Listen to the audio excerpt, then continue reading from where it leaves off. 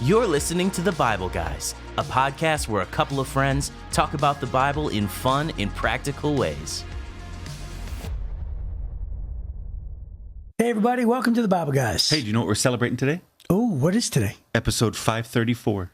Oh, that's okay for no reason at all. What? 534? Man, don't mess this one up today. That's a big day. Don't mess this one up. Which basically, Do your best, Jeff. means every day is a big day. Every day is a big day. That's right.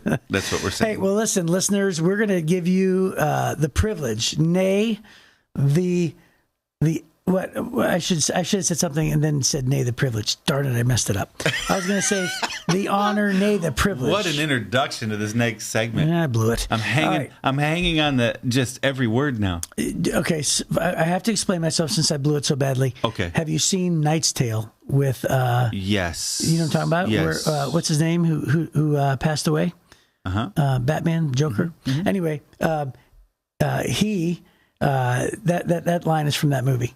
Where he says, I give you the honor, nay, the privilege, which is why I messed up in my mind, right? The honor, nay, the privilege. Yes. You want to try it again? Yes. We're going to give Ladies and gentlemen, the honor, nay, the privilege of hearing from Jeff, because Desiree has asked this question: what made Jeff mad this week? Okay. Oh, this was and it's amazing. Yes. Because when we walked in the studio, which for you was 4 days ago for our listeners. Yes. For us, it was like 2 hours ago.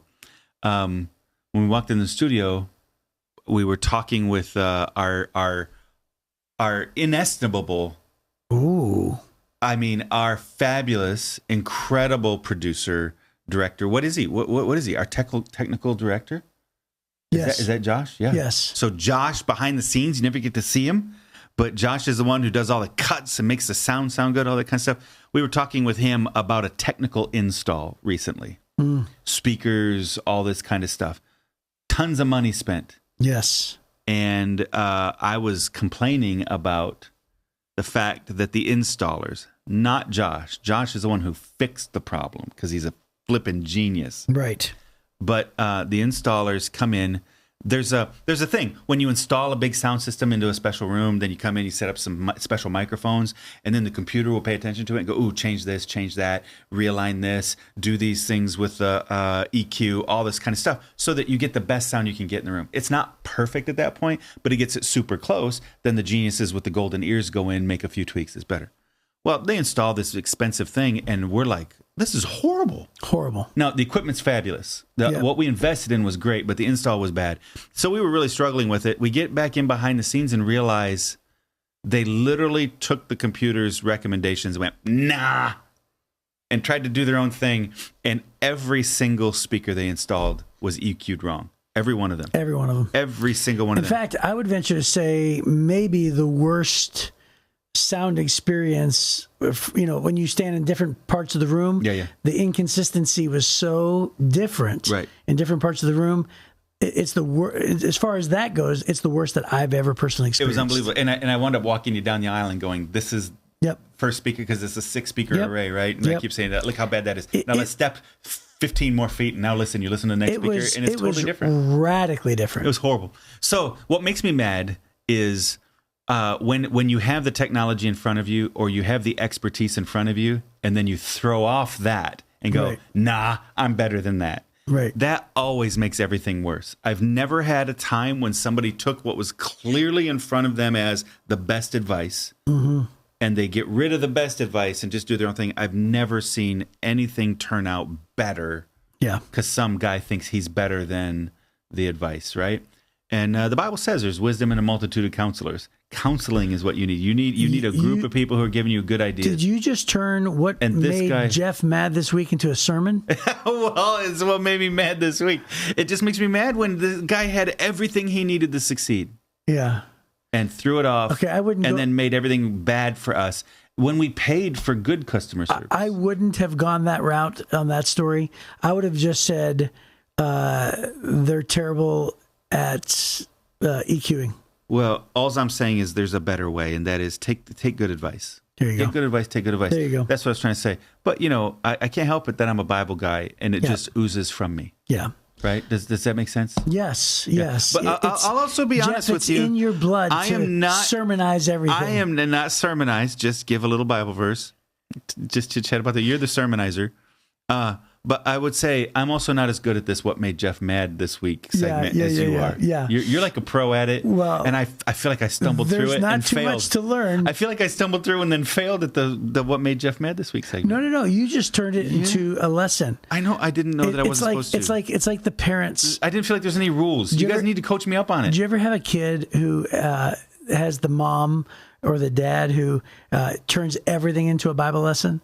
Yeah, right? My kids have that dad. I'm afraid they do. Yeah. Well, the Bible says. Yeah. Well, that could be good at times, but I've not seen that work out too well. I don't preach at them. But when they ask for advice, I'll say, "Well, here's what the Bible says." Well, no, that's good. That's always good if they ask, right? Mm-hmm. But it's like I've met people though, and this isn't necessarily you, but I've met people who they'll see anything and they'll be like, "Oh, look, a penny on the ground." The Bible says. There's hidden treasures, whatever. Mm-hmm. And I'm just like, oh my gosh, not everything is a sermon, man. So half the Bible guys doesn't like it when other people quote the Bible. Is that what I heard? Let me tell you another thing that made Jeff mad this week. I think you hear what you want to hear, because that's not what I heard. By the way, Heath Ledger is the guy. Yeah. I thought of that name too while we were sitting there. Yeah. So I'm sorry that I failed at the "What Made Jeff Mad This Week." Oh my goodness, I never said failed. Well, it felt like it. No. You had an opportunity to say, good effort, Jeff. Way to try. Hey, I am. I'll do what you have done for me in the past. Okay. I am 100% with you on this one, because sometimes I'll give a "What Made Mad" and you say, "Oh, okay, good job. You're mad for the world." And then sometimes I'll give it and you're like, "I'm with you on this one. I'm with you on this one." Well, I am 100% with you on this one. Well, it doesn't take much to get you mad. That's already clearly established. I'm with you on everything. I just got another thing to be mad about.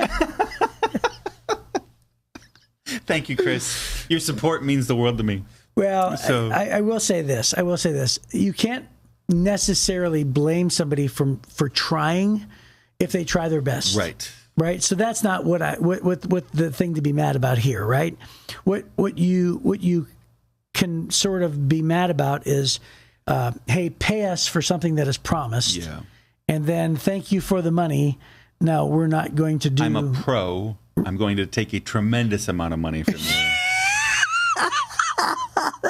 That's not false. I'm not going to pay attention to the technology or the advice I have in front of me. Right. Oops, I can't fix it. See ya.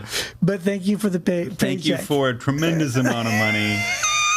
And then I walk in, and while I don't get paid tremendous amount of money to do those things, I'm a musician, so I have some ears. I can hear. And I'm like, well, that's not right. And thank God for guys like Josh who step in and go, I know how to fix it. Yeah. I know how to fix it. So thanks for nothing. We have to fix the problem that you created that you promised wouldn't be a problem. That's right. That's all that makes me mad. Okay. Right there. Well, hey, that was fascinating, riveting, but we have to move on. We took 8 minutes. Well, we only have a few verses to read today, and the consequences of everything that we've been talking, and we've been really setting this up for a while.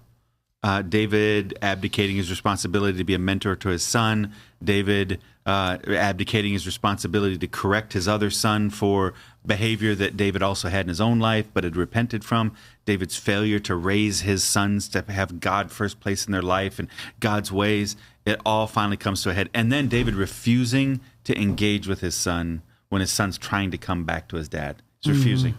There was this moment, there was this little window of time that things could have been fixed. And instead, here's what it says in 2 Samuel chapter 15, verse 1. After this is, remember David brought him back, gave him a half-hearted kiss? Yep. Or at least we assume. After this, so did Absalom, I think. It didn't make things better. Right. After this, Absalom bought a chariot and horses, and he hired 50 bodyguards to run ahead of him. He got up early every morning and went out to the gate of the city. When people brought a case to the king for judgment, Absalom would ask where in Israel they were from, and they would tell him their tribe. Then Absalom would say, "You've really got a strong case here. It's too bad the king doesn't have anyone to hear it. I wish I were the judge. Then everyone could bring their cases to me for judgment, and I could give them justice." When people tried to bow before him, Absalom wouldn't let them. Instead, he took them by the hand and kissed them. Absalom did this with everyone who came to the king for judgment, and so he stole the hearts of all the people of Israel.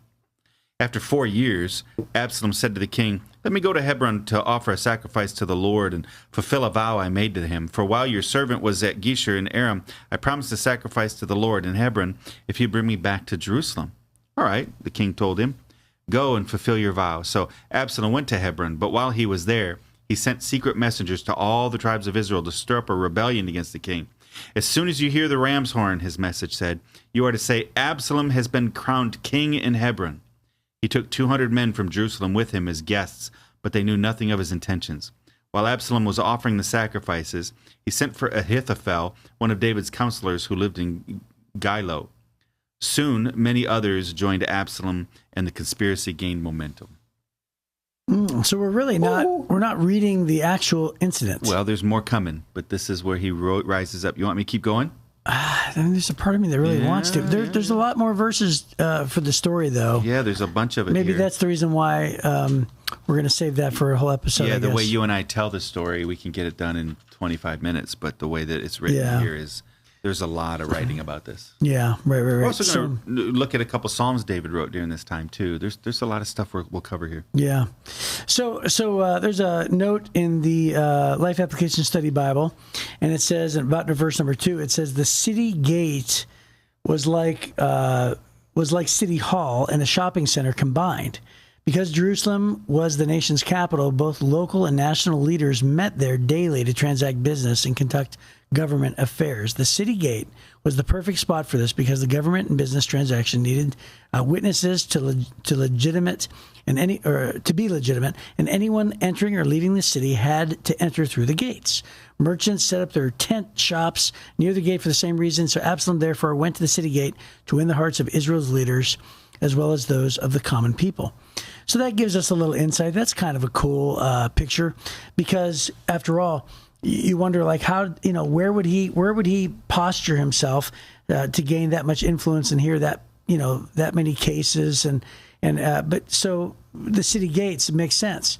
So you think about the patience that Absalom has already demonstrated by waiting 2 years to take revenge on Amnon. So we know that he's a cunning, patient person. And then 2 years for his dad to bring him home. Yeah, 2 years for dad to bring him home. And then... Wasn't it 2? Was it 2 or 3? No, it was 2. It was 2. Uh-huh. And then it says 4 years. 4 years. He did this for 4 years.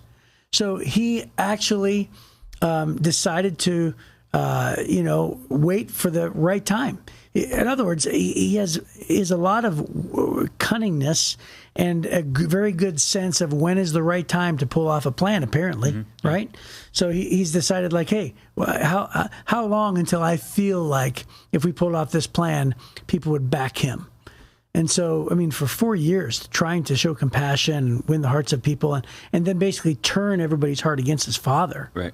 Man, that is... Well, how cool are you, for one? Yeah. You have your own he goes and buys like a Corvette chariot. Right. And with his 5 pounds hair. 50 bodyguards out in front of him. 50. Dude, that's the size. To get 50 people, that's 25 people running side by side. Right? Yeah. 25 lines side by side. Out in front is... That and his chariot would have been like the size of a school bus. Yeah. Cruising through on those narrow streets. Mm-hmm. Right? We think of, boy, a school bus would make a big production driving down the road if you had it all fixed up, something that big and that long. On our roads, which are wide and big, but there inside of a walled city, right? Everybody would have had to get off the street in order for this procession. He literally hired himself a parade every single day. And which begs the question: yeah, how could David still not know what's going on with Absalom? Well, because at this point now, David's living like a king.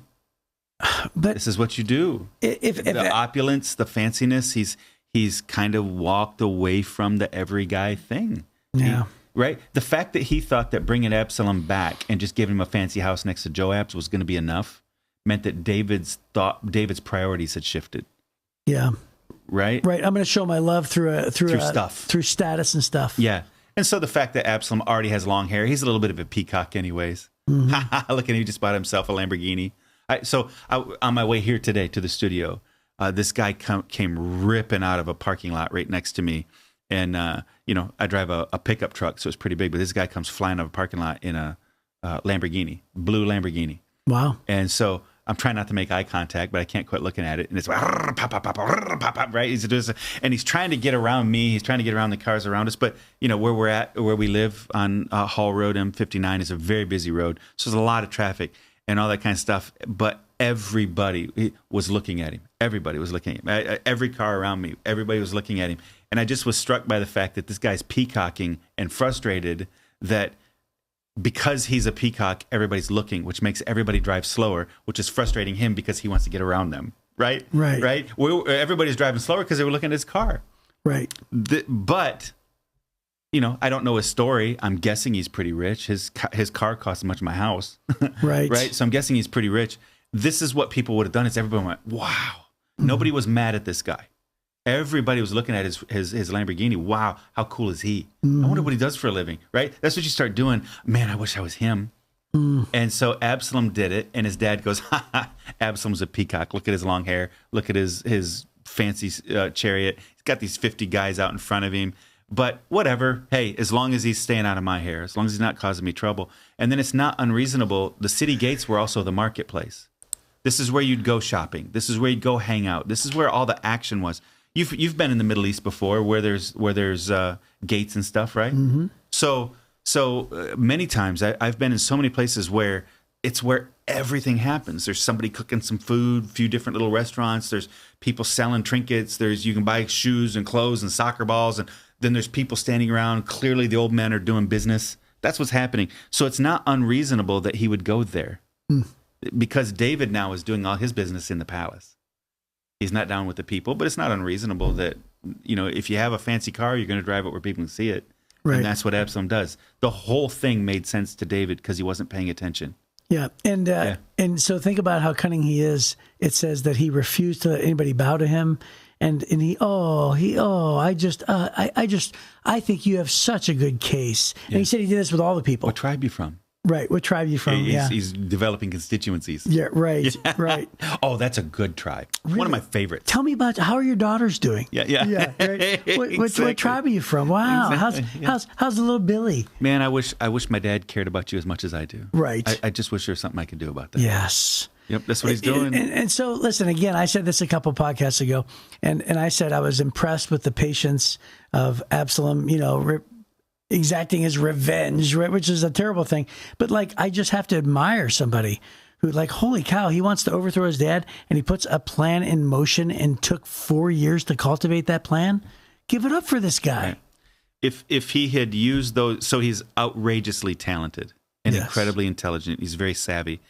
If, again, his dad had taken him on a similar journey of personal development and walking with God, right, those talents and those skills would have taken Israel way beyond where David could take it. That's right. Because he's standing on the shoulders of a great man. But instead, he's using his gifts for himself. And so often that's what we do, is we use our gifts for ourselves instead of for God and God's plan. And so here you go. David is kind of asleep at the wheel. He's left his everyman personality and his everyman persona, I guess, where before he was one of the people, he was a champion of the people, he was a warrior for the people, he was setting the people free. Now, all the enemies are vanquished. He has hardly any enemies. He's at peace now. And so now he's pulled everything into the palace. He's not out among the people. He's not really paying attention. He's kind of asleep at the wheel, just indulging and enjoying his life. And his son is running this secret thing behind him. And David just doesn't see it coming. And so this train wreck is going to get worse and worse and worse. Yeah. So another good sermon that can come out of here is that, Absalom obviously has charisma. He obviously has, personality. He's very cunning. He has woo.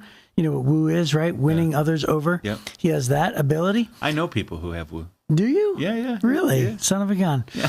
It's number 5 out of my top 5. Yeah. So it's not number 1. No. But I still... it's incredible. What an incredible gift. The idea, so somebody who winning others over in Strengths Finders, if you don't know that, people with that gift, which Chris has, man, they can walk through a crowd and touch 150 people and everybody feels like $1 million and just Chris, I want more. Tell me more. I want to know you better. And they just tend to love being with people so much, and everybody feels like they love being with them, right? And so there's a great gift in that. So on the good side, the way you use it and the way that you express that, I think is brilliant. The other side of it, there's always a dangerous side to every talent. And for Absalom, he used it the wrong way. Yeah, in Strengths Finders, it says that every strength is either going to be a balcony, which is the top of it, or a basement. Right? Right. And the balcony is you help connect people and make people feel really solid, and they want to hear more of the message. They want to engage more. They want to be connected, and they feel connected and loved. The balcony or the basement end of it is it's manipulative to pull people in for your own bidding and your own doings, right? Right. And that's what Absalom did. Yeah. Right. And sometimes the downside of having woo is this is the way they explain it in the book, by the way. They said the guy can walk around the party and he can meet everybody. He can meet all 100 people at the party and be like, hey, what's up? And then he'll go back to the same person and meet the same person again without realizing it's that person. Right. Right. That's the danger. So anyway, here's what I was going to say is that it teaches us that you shouldn't choose your leader based on what you feel about their personality. Right. Right? It's like, oh, they're so sweet, though. Yeah, that's a nice one. That's a nice one. They're so kind. They smile, right? He told me everything I wanted to hear. Yeah, he told a story about a puppy, right? And it's like, oh, I'm going to choose. And he's offering to give me what I need. He's offering to give me justice in my town. Yes. Yep. And it's like, guess what? Let's not choose our leaders by those kinds of things. We're going to choose our leader. Yeah, those things do matter. I mean, charisma does matter. Personality matters. Character matters. Those are observed through those things. Not with regard to governing, only with regard to bringing people along with you. Yes. Yeah, that's right. That's exactly so right. If you want a good person to govern, you need to look at their policies. Right. That's exactly right. Yeah. So he brought no substance. Right. He brought fluff and sugar. He literally brought cotton candy to the people and he went, let's vote for him. Right. Look at his hair. Look at his Corvette chariot. And this guy's impressive. And he asked me about Billy. Yes. And he loves me. Yeah, that's right. He doesn't love you. Right. He wants your vote. Right. That's exactly right. So a lot of people vote for cotton candy instead of real substance, no meat. Yeah. And so that's what happens here. It's how he pulls off this coup. Yeah. Yeah, and the coup is about to come. Yeah. And so, okay, that looks like it's our time. And so we can't wait to get into the big story of what happens. And hopefully we'll see you there next time on The Bible Guys.